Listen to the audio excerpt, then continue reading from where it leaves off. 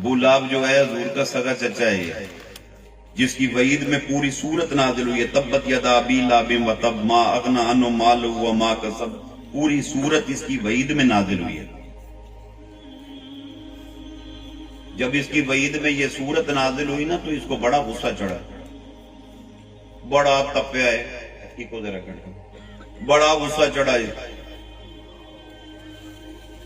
نبی پاک صلی اللہ علیہ وسلم کی صاحبزادی کی نکاح ہوا تھا اس کے بیٹے کے ساتھ، اس نے اپنے پتر کو جا کے کہا کہ طلاق دے تو، اور جا کر کہا کہ جا کے تو جو منہ چواوی کٹ، وہ آیا تپتا ہوا انہیں استغفر اللہ، وہ بکواس کی رہے نام اللہ کا۔ اور وہ تپ کے جب گیا تو نبی پاک صلی اللہ علیہ وسلم نے فرمایا کہ یا اللہ انہوں اپنے شیراں دے وچوں کسے شیر دے حوالے کر چھڑ۔ تو پھر وہ جس وقت اس نے پتہ چلا ابو لہب کو، حالانکہ وہ حضور کو توبہ استغفار، وہ نبی نہیں مانتا تھا، اس کے باوجود اس نے جب سنا تو اس نے کہا کہ میرے بچے کی نا اس کی خیر نہیں ہے، کہنے لگا اس کو سنبھال کے رکھنا، کہ اس نے اب کہہ دیا ہے نا محمد نے صلی اللہ علیہ وسلم، ہونی دی خیر کوئی نہیں۔ کہتے ہیں کہ وہ ملک شام کی طرف تجارت کی غرض سے جب جانے لگا تو قافلے والوں کو ابو لہب نے کہا میرے بیٹے کا خیال رکھنا، مجھے خطرہ ہے کہ یہ بچ نہیں سکتا، کیونکہ ان کے منہ سے نکل گیا ہے یا اللہ اپنی نہ جانوراں تے کسے شیراں دے حوالے، کسے ایک دے حوالے کر دے۔ تو پھر وہی ہوا،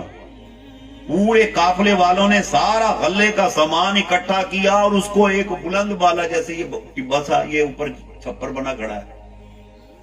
اونچا لگا دیا، ڈھیر لگا دیا۔ ڈھیر لگانے کے بعد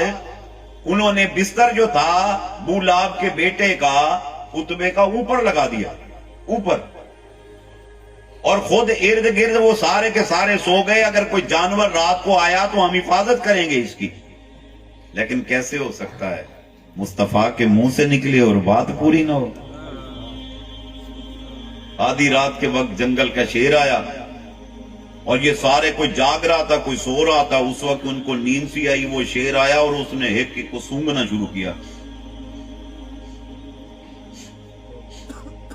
اس نے چکر مارا، سب کو دیکھا، انہیں کہا یہ بھی میرا شکار کوئی نہیں، یہ بھی میرا شکار نہیں، یہ بھی میرا شکار نہیں، یہ بھی میرا شکار نہیں۔ مارا، جمپ چڑھا اوپر، جا کے چیر پھاڑ دیا اس کو جا کے۔